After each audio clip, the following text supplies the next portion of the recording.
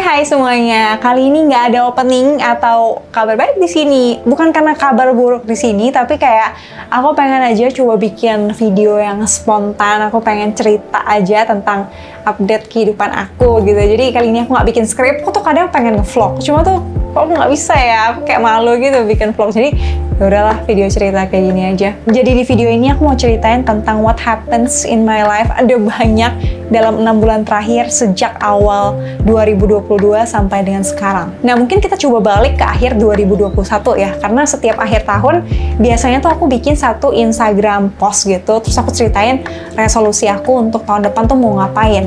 Dan untuk 2022 ini resolusi aku tuh pertama, aku mau ngumpulin uang untuk bisa lunasin KKB kredit mobil dan juga KPR kredit rumah. Kedua, aku juga mau beresin dana pensiun dan juga asuransi orang tua aku.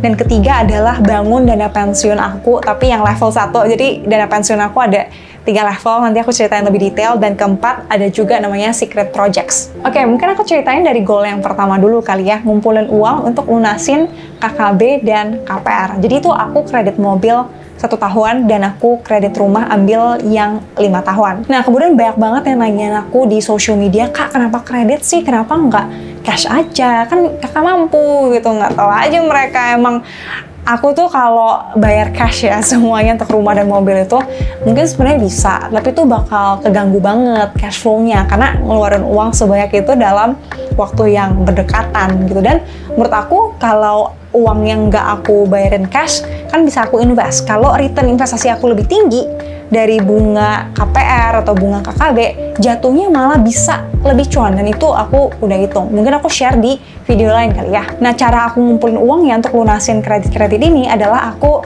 nabung, taruh uangnya ke reksadana obligasi sampai dengan total pokoknya. Misal aku beli mobil harganya 200 juta gitu ya, aku DP 100 juta, berarti kan aku kredit 100 juta sisanya nih.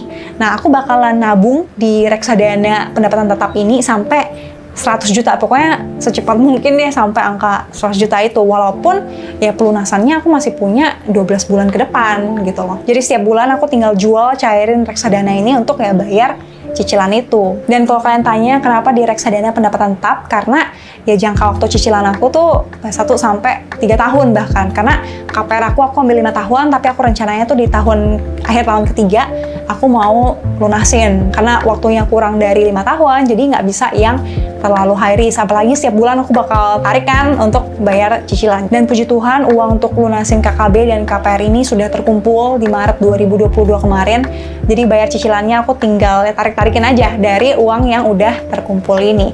Dan ini juga progres renovasi rumah aku ya, bakal jadi semoga di bulan Agustus nanti baru pindahnya. Dan aku baru tahu bahwa renov terus ngisi rumahnya itu mahal banget, mungkin bisa 30% dari harga rumahnya kali. Dan biaya itu, inget ya, itu nggak bisa dicicil gitu. Jadi ya aku doain semoga semua yang lagi renov dan beli rumah tuh lancar-lancar. Next, goal yang kedua adalah beresin dana pensiun dan asuransi orang tuaku.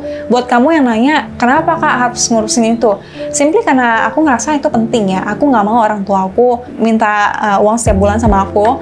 Aku mau mereka punya aset sendiri yang bekerja untuk mereka, dan mereka bisa ambil returnnya aja gitu loh, untuk kayak passive income lah untuk kehidupan mereka sehari-hari.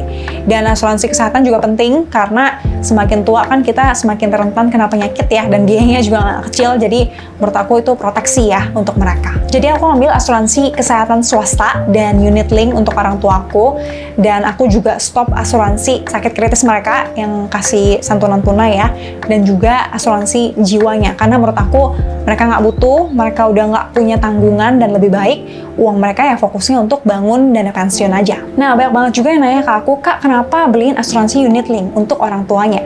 Bukankah sebelumnya kakak saranin asuransi tradisional? Oke, sebagai konteks, orang tuaku umurnya 50-an. Tentunya, aku udah cek harga asuransi tradisional berapa nih untuk mereka. Sekarang tuh harganya 1-2 jutaan per bulan ya, di umur mereka 50-an. Tapi pas mereka umur 60-70 nanti, harga preminya tuh bakal naik jadi 4 jutaan per bulan dengan benefit yang sama. Itu pun ada risiko mereka nggak bisa perpanjang asuransinya kalau mereka udah pernah kena penyakit ya. Karena kan asuransi tradisional tuh sistemnya biasa perpanjang setiap tahun. Sedangkan untuk asuransi unit link dengan benefit yang sama, memang harganya lebih mahal sekarang. 2,5 sampai 2,7 juta per bulan, mahal sih itu. Tapi tuh harganya bakal flat selamanya. Nah, tapi yang unit link ini tetap ada risiko harus top up ya ke depannya. Untuk menghindari risiko itu, kan ada sebagian yang diinvestasikan kan untuk kemudian cover cost of insurance-nya itu. Nah, itu diinvestasikan ke fixed income fund aja. Jadi jangan yang equity, jangan yang reksadana saham nih pokoknya. Nah, itu asuransi orang tua aku. Untuk dana pensiun mereka, aku juga alokasikan ke reksadana pendapatan tetap ya, karena sebenarnya bentar lagi mereka juga bakal pensiun. Dan puji Tuhan nilai ini sudah tercapai di Februari 2022 kemarin. Jadi itu 50% dari aku, 50%-nya lagi dari aset mereka yang dialokasikan untuk dana pensiun. Tapi ya sayangnya di Maret kemarin papaku meninggal, jadi asuransi dan dana pensiun bagian dia akhirnya nggak kepake juga. Nah, kemudian goal ketiga aku adalah asuransi dan dana pensiun pribadi aku. Untuk asuransi kesehatan sebenarnya aku udah ada, tapi yang tradisional aku pernah ceritain di video yang ini udah lama banget. Tapi di tahun ini aku ganti ke asuransi kesehatan yang unit link. Lah, kenapa ganti Kak? Sebenarnya sama dengan alasan yang aku jelasin tadi. Awalnya aku beli asuransi tradisional tuh kan karena dia harganya murah ya, terjangkau gitu, tapi benefitnya tuh gede. Nah, tapi aku juga tahu nih bahwa risikonya adalah harga asuransi dia, preminya tuh bakal naik terus dan harus perpanjang tiap tahun. Jadi ada risiko kita tuh nggak bisa perpanjang nih kalau kita terkena penyakit berat. Jadi ya udahlah, aku pikir unit link memang lebih mahal, tapi dengan benefit-benefit itu tadi ya nggak apa-apa. Tapi bukan maksudnya aku bilang asuransi unit link itu lebih bagus ya dari asuransi tradisional. Kalau aku disuruh ngulang untuk milih lagi, mungkin aku bakal tetap milih asuransi kesehatan tradisional dulu yang harganya lebih murah, manfaatnya dan benefitnya tuh besar gitu, sama dengan unit link yang lebih mahal harganya, simply karena terjangkau aja. Dulu aku nggak punya uang sebanyak itu untuk beli asuransi unit link yang benefitnya mungkin lebih kecil ya kalau nyesuaiin dengan budget aku. Selain itu, aku juga lengkapin dengan asuransi penyakit kritis, di mana akan keluar santunan tunai kalau aku kena penyakit yang aneh-aneh, dan juga asuransi jiwa, karena menurut aku penting ya sekarang, karena aku udah menanggung mamaku dan juga adekku. Jadi kalau di total-total premi asuransi aku sekarang tuh mungkin 5-6 kali lipat lebih mahal ya daripada premi asuransiku dulu. Tapi ya wajar, karena sekarang kan asuransiku jadi lengkap ya. Dulu cuma punya kesehatan, sekarang punya tambahan asuransi penyakit kritis dan juga asuransi jiwa. Dan sekarang juga lebih berumur dan jenisnya juga unit link. Tapi ya puji Tuhan sih masih masuk sesuai dengan budget ya. Nah, itu dia asuransi aku. Kalau untuk dana pensiun aku tuh punya 3 level ya, karena sesuaikan dengan pengeluarannya. Misal dana pensiun level 1 tuh pengeluarannya 10 juta per bulan, level 2 itu 20 juta, level 3 itu 30 juta per bulan misal. Untuk level 1 sekarang mungkin sudah tercapai sekitar 50-an% ya. Semoga nanti di akhir tahun bisa 100%. By the way, untuk dana pensiun level 1 ini aku bagi rata 25% di saham, 25% di kripto, 25% tuh di reksadana pendapatan tetap, dan 25%-nya lagi di peer-to-peer lending. Nah, mungkin kalian ada yang bingung, Kak, kenapa taruh di RDPT dan peer-to-peer? Bukannya kakak pensiunnya mungkin masih lama ya? Well, aku juga nggak punya jawaban untuk itu.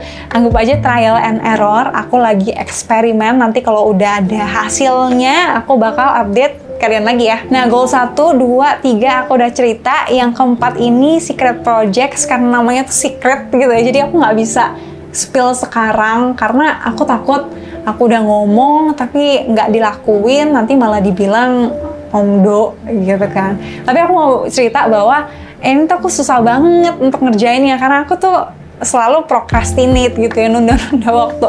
Tahu nggak sih, sebenarnya di Maret April 2022 kemarin tuh aku sempet ngambil cuti kerjaan ya untuk ngerjain hal ini gitu, tapi mungkin baru jadi 5% gitu, karena aku males banget. Tapi ini bukan artinya aku nggak suka ya ngelakuin hal ini. Aku tuh excited banget untuk ngelihat hasilnya, tapi menjalani prosesnya itu tuh yang melelahkan gitu. Jadi aku mohon doanya aja, semoga aku niat gitu ya untuk menyelesaikan secret project ini, karena ini bakal ngelibatin kalian semua juga. Sebenarnya bakal seru banget kalau selesai nanti. Well, udah itu aja sih sebenarnya.